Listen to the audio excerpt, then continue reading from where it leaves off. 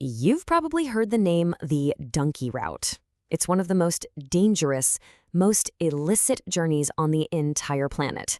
And yet, every single year, thousands of people risk literally everything to take it. They're all chasing a dream. So today we're going to dig into what this journey actually is, why on earth anyone would take such a massive gamble, and what brutal reality is often waiting for them at the end of the road. Okay, let's just be absolutely clear about the stakes right from the get-go. This isn't just a tough trip. It's a life or death roll of the dice. This quote from someone who actually survived it paints an incredibly grim picture of the real human cost. And that's the big question, isn't it? I mean, when the risks are that high, what could possibly push someone to take that first terrifying step? Well, the answer is a really potent mix of desperation and hope. To really get to the why, you have to start with the dream itself.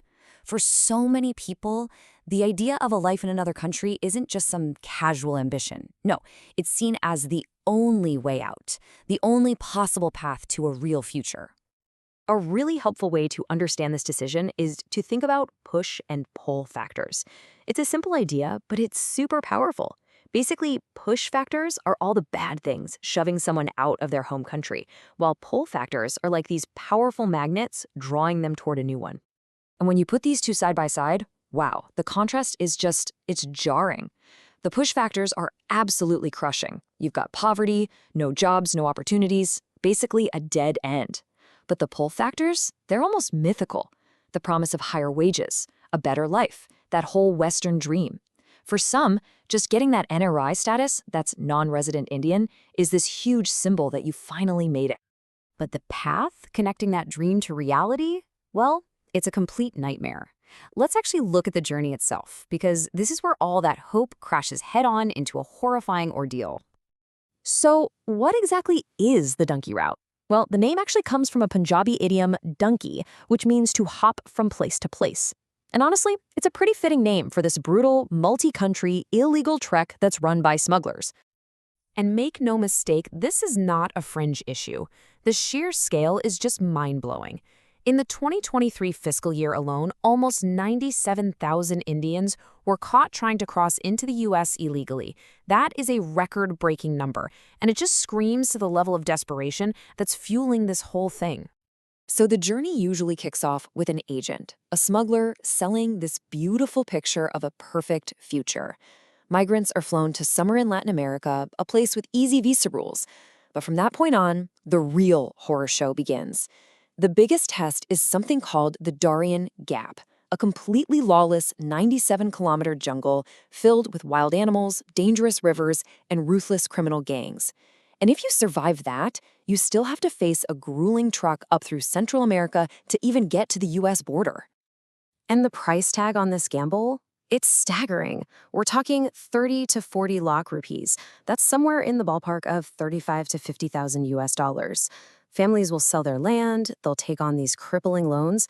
They're betting absolutely everything on this one shot. And that debt, it just hangs over them, making the thought of going home empty-handed completely unbearable. The physical dangers are just constant. You're always rolling the dice with your life. This quote from someone who was deported really highlights how much of it just comes down to sheer luck. Near-death experiences, whether you're crossing mountains on foot or on a tiny, overloaded boat about to sink, it's just part of the deal. And it's not just Mother Nature you're up against. The human threat is just as bad, if not worse. Migrants are constant targets for robbery, for violence. As this survivor says, seeing dead bodies just becomes a shockingly normal part of the trip. You are completely at the mercy of the smugglers and the local gangs. But what happens if you actually make it? What about the people who survive the jungle, the criminals, and the border? After all of that, do they find the dream they were promised? Well, for many, arriving isn't the end of the struggle. It's just the start of a whole new one. Because this is the harsh truth, the tough pill to swallow. Surviving the journey is one thing. Surviving at your destination is a whole other battle. The life they were promised so rarely matches the one they actually find. For a lot of people who arrive, their entire future boils down to one single decision. Are they granted asylum or not? Think of it like a fork in the road with two totally different destinations. If asylum is granted, they have a real shot at a legal life. But if it's refused, they become ghosts in the system. No rights and the constant fear of being caught and sent back. And this is what life in the shadows really looks like, day to day. It's a vicious cycle of exploitation and fear. Because they can't go to the authorities, they're completely vulnerable. Employers can pay them basically nothing and treat them however they want. But maybe the cruelest part is just feeling trapped. You can't go to the police for help, but you can't go home either, because of that crushing debt and the shame. So what about the ones who do get legal status? The ones who get the green light? Is it really a new life? Well, the challenges don't just magically disappear with a piece of paper. The whole process of truly belonging is way more complicated than that. Researchers actually have a name for this challenge. It's called integration. And what they found is that to truly belong in a new country, it's not just about getting a job or having the right papers. It's about building social connections, feeling safe, understanding the culture. It's a deeply human thing that goes way beyond bureaucracy. And this quote from a South Asian migrant in the UK, it's just heartbreaking because it shows you exactly how hard that integration can be.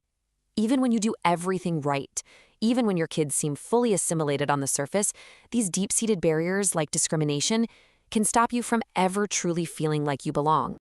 And so, all of this leaves us with one last kind of haunting question.